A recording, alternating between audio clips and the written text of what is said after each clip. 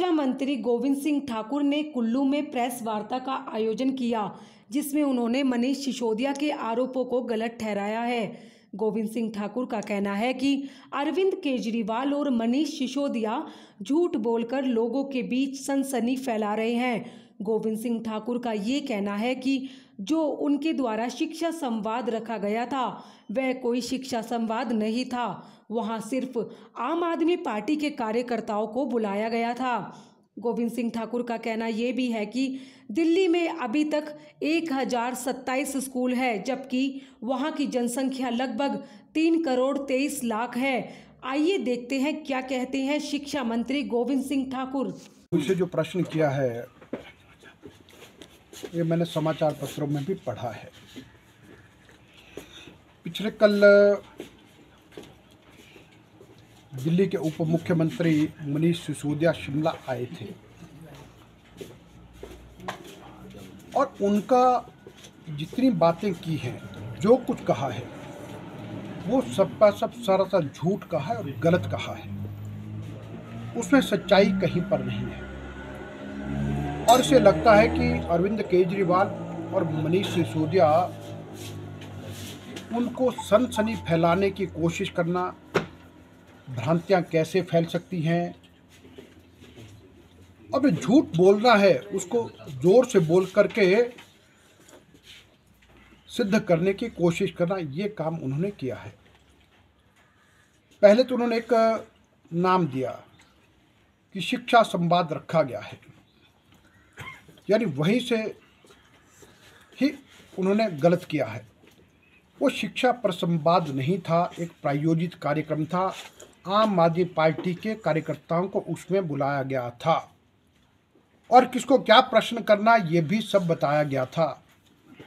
और उसके बाद आम आदमी पार्टी के अनेकों लोगों ने मीडिया के सामने आकर के कहा कि हमको अंदर जाने नहीं दिया गया, हमको मिलने नहीं दिया गया।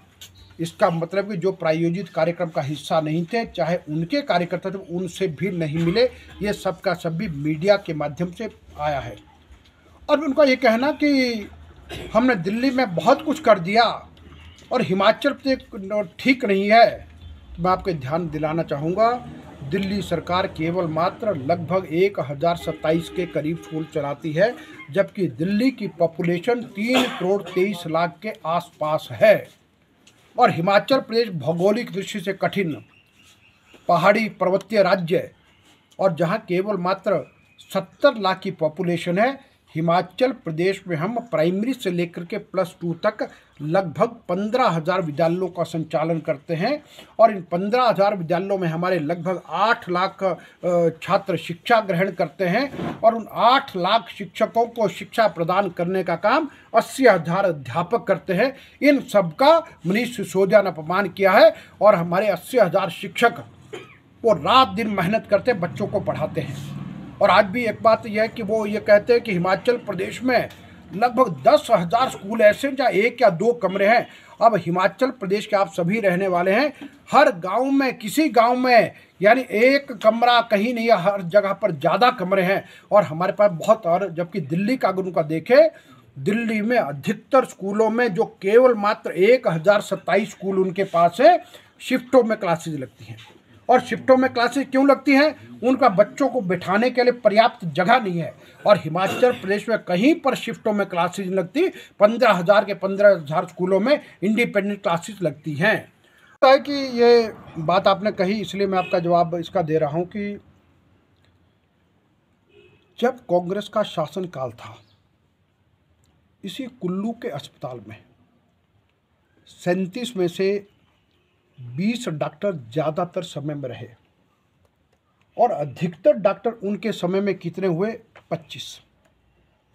वो तब है बीच बीच में जब कभी बढ़ जाते थे। भारतीय जनता पार्टी की सरकार के समय यहाँ 37 पद स्वीकृत हैं, 37 में से 35 डॉक्टर भी रहे और वर्तमान में 37 में से 31 डॉक्टर अपनी सेवाएं दे रहे हैं।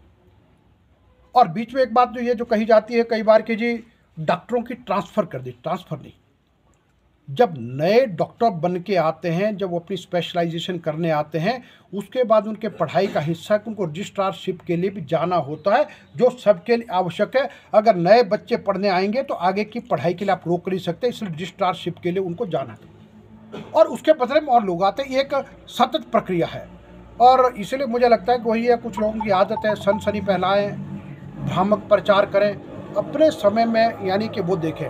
और आज भी अगर जो कमी है उस कमी को यानी जल्द हम पूरा करेंगे।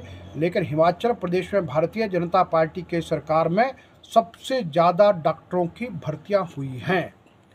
और आज जो कुल्लू अस्पताल की बात करते हैं, इस अस्पताल का चाहे एडमिनिस्ट्रेटिव ब्लॉक बना है, ये भारतीय जनता पार्टी की सरकार की देन है।